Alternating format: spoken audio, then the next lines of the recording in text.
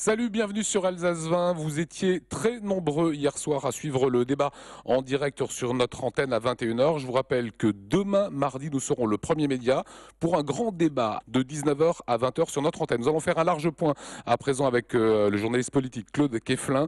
Retour, Claude, sur ces élections. Une première analyse comme cela, 24 heures après? Oui, bien, c'est ce qu'on prévoyait. Ce serait très serré au deuxième tour parce que les listes de Philippe Richert, d'une part, de Jacques Fernic et de Jacques Bigot, d'autre part, se tiennent dans un mouchoir.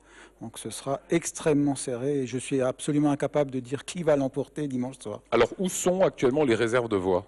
Les réserves de voix sont chez les abstentionnistes, d'une part, mais c'est difficile de mobiliser les abstentionnistes. Alors évidemment, il y a des gens qui ont voté au premier tour qui n'iront pas voter au deuxième, comme des électeurs d'extrême gauche.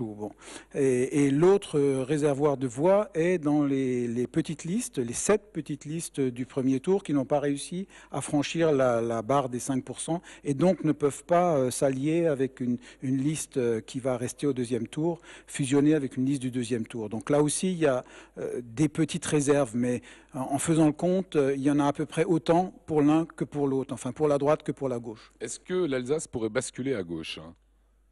Mais c'est pas exclu, oui, l'Alsace peut basculer à gauche, pourquoi pas. Philippe Richert pense qu'il a plus de réserves de voix que la gauche, qu'il y aura une déperdition, parce que quand on fusionne une liste, c'est vrai, c'est pas évident. Il y a des déçus, puisqu'il faut à peu près supprimer la moitié des candidats pour les remplacer par la moitié de l'autre liste.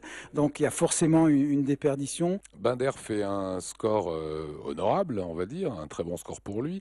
Est-ce qu'on peut considérer que c'est presque la troisième force politique en Alsace aujourd'hui? Je ne dirais pas tout à fait qu'il fait un score extraordinaire parce que il perd quand même 5 points par rapport à 2004 et d'autre part il n'a que 2 points de plus que la moyenne nationale du Front National. Et le Front National, vous vous souvenez, dans les années 80, à la présidentielle de 88, c'était pratiquement la première, enfin ou au moins la deuxième force politique en Alsace. Maintenant, le Front National, la liste Binder, n'est que 7e ex aequo avec Midi-Pyrénées de toutes les listes Front National au régional. Donc il a quand même pas mal régressé. Sur l'élection, si on compare Bas-Rhin au Rhin, qu'est-ce qu'on peut en dire? Eh bien, le Bas-Rhin a beaucoup plus voté pour la majorité présidentielle ou la majorité alsacienne, comme on veut. Peut-être qu'elle va changer, que ce ne sera plus la même majorité alsacienne dimanche prochain. Le Haut-Rhin est toujours un département qui vote un peu plus à gauche que le Bas-Rhin. Là, c'était très sensible. Il y a 10 points d'écart entre les deux départements, ce qui est énorme.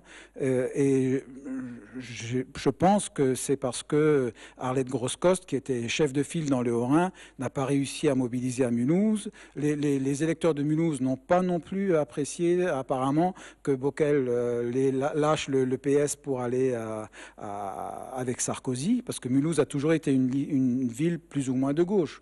Les gens ne leur ont pas forcément pardonné ce changement de camp et de stratégie. Voilà, vous nous regarderez, j'espère, en tout cas demain soir à 19h sur Alsace 20, grand débat avec les 3 têtes de liste.